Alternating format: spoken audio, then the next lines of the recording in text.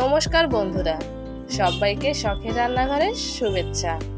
আজ আমি আপনাদের সঙ্গে শেয়ার করতে চলে এসেছি খাসির মাংসের বাংলা ঝোলের রেসিপি। এটা দেখতে যতটা লোভনীয়, খেতে কিন্তু ঠিক ততটাই মজাদার। একবার খেলে আপনাদের বারবার এভাবে রান্না করে খেতে ইচ্ছা করবে। তাহলে চলুন বন্ধুরা, আর একটুও দেরি না করে ভিডিওটি একটুও স্কিপ না করে সম্পূর্ণ ভিডিওটি আমার সঙ্গে থেকে দেখতে থাকি। এই রেসিপিটা তৈরি করার জন্য প্রথমে আমাকে একটি পেস্ট তৈরি করে নিতে হবে। তার জন্য আমি এখানে 7-8টা শুকনো মরিচ দিয়ে দিয়েছি। আপনারা যদি ঝালটা খেতে আরও বেশি পছন্দ করেন তাহলে আরও বেশি পরিমাণ ঝাল এখানে ব্যবহার করবেন। দিয়েছি চীনাবাদাম, কয়েক টুকরো আদা আর বেশ কিছু পরিমাণ জিরা। সব কিছু দিয়ে একবার ভালোভাবে ঘুরিয়ে নেব। তারপর এতে দিয়ে দিব সামান্য পরিমাণ জল, আর ফ্রিজে রাখা ছিল টক দই। সেই টক দইটা আমি এখানে দিয়ে সুন্দরভাবে একটা পেস্ট আমি তৈরি করে নিব। জলটা দেওয়ার পরে পেস্টটা তৈরি করে এ পর্যায়ে আমি দইটা দিয়ে দিচ্ছি। যেহেতু ফ্রিজে রাখা ছিল তাই এটা কিন্তু শক্ত হয়ে আছে। এখন সুন্দর একটা পেস্ট আমি তৈরি করে নেব।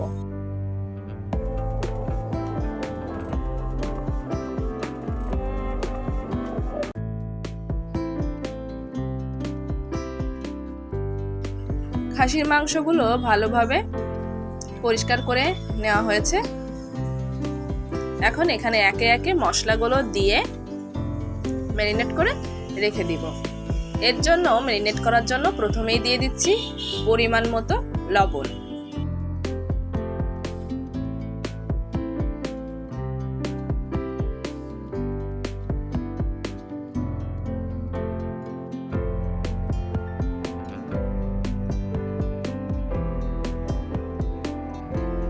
বেশ কিছু পরিমাণ হলুদ গুঁড়ো, তারপর দিয়ে দিচ্ছি যে পেস্টটা আমি একটু আগে তৈরি করলাম সেই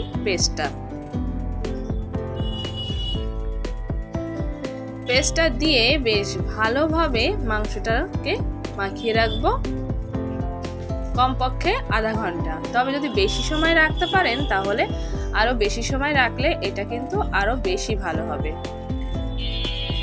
মাংস মাখিয়ে নেওয়া হয়ে গেছে। এখন আমি চুলার কাছে চলে যাচ্ছি। চুলায় দিয়ে দিব তেল। তেল গরম হয়ে আসলে তাতে দিয়ে দিব সামান্য পরিমাণ লবণ। তারপর বড় বড় টুকরো করে কেটে রাখা আলুগুলো এখানে দিয়ে ভেজে তুলে নেব।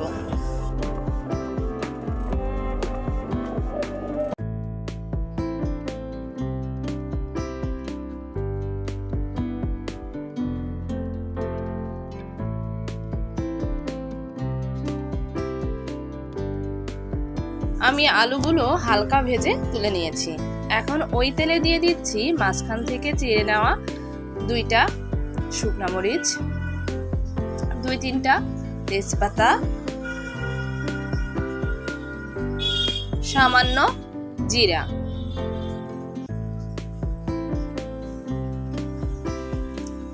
ফোড়ন থেকে সামান্য স্মেল বের হলে এখানে আমি দিয়ে দিব বড় বড় টুকরো করে কেটে রাখা পেঁয়াজ,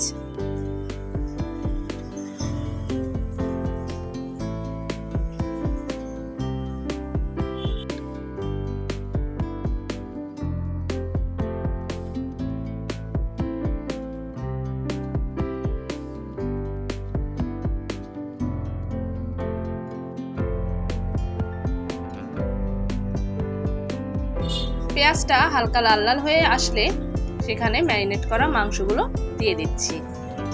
মাংস দিয়ে ভালোভাবে নাড়াচাড়া করে নিব।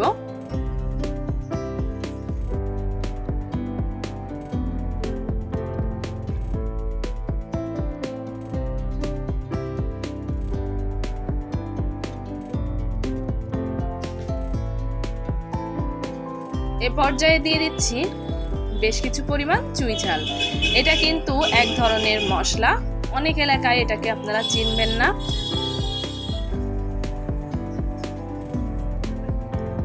এরপর দিয়ে দিচ্ছি বড় বড় রসুন আস্ত আস্ত রসুন দিয়ে দিব বেশ কিছু পরিমাণ। আমি কিন্তু এখানে কোনো ধরনের বাটা রসুন ব্যবহার করিনি, একেবারে সম্পূর্ণ আস্ত রসুন আমি এখানে অ্যাড করে দিলাম। দিয়ে ভালোভাবে নাড়িয়ে নেব।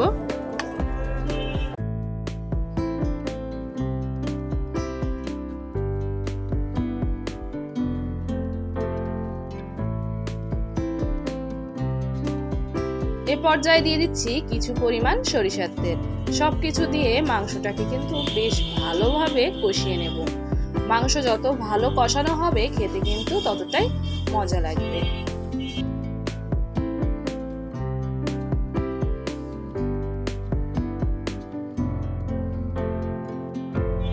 এখন দিয়ে দিলাম সামান্য পরিমাণ চিনি, খুবই সামান্য চিনি আমি এখানে অ্যাড করেছি।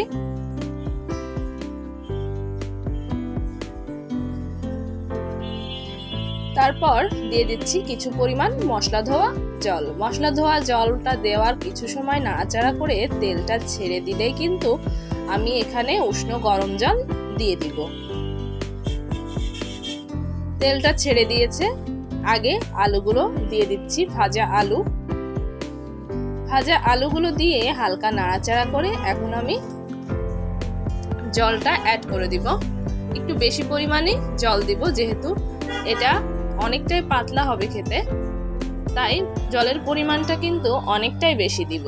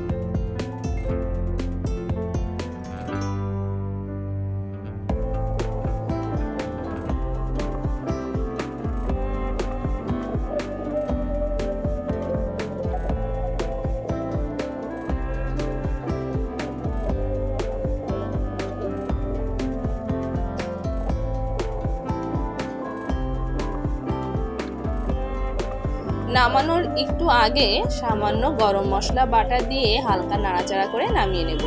দেখতে পাচ্ছেন ঝোলটা আমি ঠিক কতটা পরিমাণ রেখেছি। এই পরিমাণ ঝোল থাকা অবস্থাতেই কিন্তু আমি এটাকে নামিয়ে নেব।